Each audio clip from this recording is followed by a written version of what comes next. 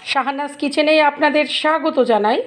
আজ আমি আপনাদের কাতলা মাছের মাথা দিয়ে ভাজা মুগের ডাল এই দুর্দান্ত রেসিপিটা স্টেপ বাই স্টেপ খুব ইজি প্রসেসে করে দেখাবো। আশা করি এই রেসিপিটা আপনাদের খুবই ভালো লাগবে। আর ভালো লাগলে আমার চ্যানেলটিকে নতুন বন্ধুরা অবশ্যই সাবস্ক্রাইব করে দেবেন, আর সমস্ত বন্ধুরা লাইক, কমেন্ট, শেয়ার, সাপোর্ট করে অবশ্যই আমার পাশে থাকবেন। জ্যান্ত কাতলার একটা টাটকা মাথা নিয়ে নিয়েছি। এক্ষেত্রে পাকা কাতলার মাথাও আপনারা নিতে পারেন। কাতলা মাছের মাথাতে সামান্য নুন, হলুদ গুঁড়ো, লঙ্কার গুঁড়ো মাখিয়ে 15 থেকে 20 মিনিটের জন্য রেখে দিলাম। 200 গ্রাম মুগের ডাল একটা শুকনো কড়াইতে লো টু মিডিয়াম ফ্লেমে লাল করে ফ্রাই করে নিচ্ছি। যতক্ষণ না ডাল ভাজার গন্ধটা বার হয় ততক্ষণ এইভাবে ফ্রাই করে যাব। এবার ফ্রাই করা মুগের ডাল 1 লিটার নুন, হলুদ মিশ্রিত জলে এই ডালটা ঢেলে দিলাম। সাথে 4টে তেজপাতা দিয়ে লো টু মিডিয়াম ফ্লেমে 3টে সিটি দিয়ে ডালটা বয়েল করে নেব।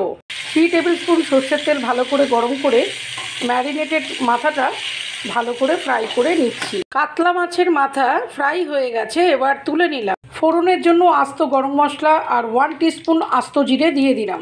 ফোড়ন ভাজা ভাজা হয়ে সুগন্ধ বার হলে 2টো মিডিয়াম সাইজের কেটে রাখা পেঁয়াজ হালকা করে ফ্রাই করে নেব। পেঁয়াজ ব্রাউন কালারের ফ্রাই হয়ে যাওয়ার পর 2 টেবিল স্পুন আদা রসুনের পেস্ট দিয়ে 2টো কেটে রাখা টমেটো দিয়ে দিলাম।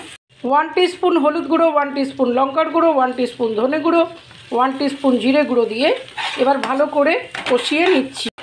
মাছের মাথাটা দিয়ে এবার মশলা সহ 1 থেকে 1.5 মিনিট কষিয়ে নেব। মাথাটা ভালোভাবে হাতার সাহায্যে ভেঙে ভেঙে দিলাম। সিদ্ধ করে রাখা মুগের ডাল এবার ঢেলে দিলাম। ডাল সিদ্ধ দিয়ে মশলা সহ মাছের মাথা ভালোভাবে কষিয়ে নেবার পর গরম করে রাখা কিছুটা জল এবার ঢেলে দেব। লো টু মিডিয়াম ফ্লেমে 3 থেকে 4 মিনিট এবার ডালটা ফুটতে দেব। চিড়ে রাখা 5-6টা কাঁচা লঙ্কা দিয়ে স্বাদ মতো নুন দিয়ে দিলাম। কাতলা মাছের মাথা দিয়ে মুগের ডাল রেডি হয়ে গেছে। এবার শাহি গরম মশলার গুঁড়ো ছড়িয়ে দিলাম।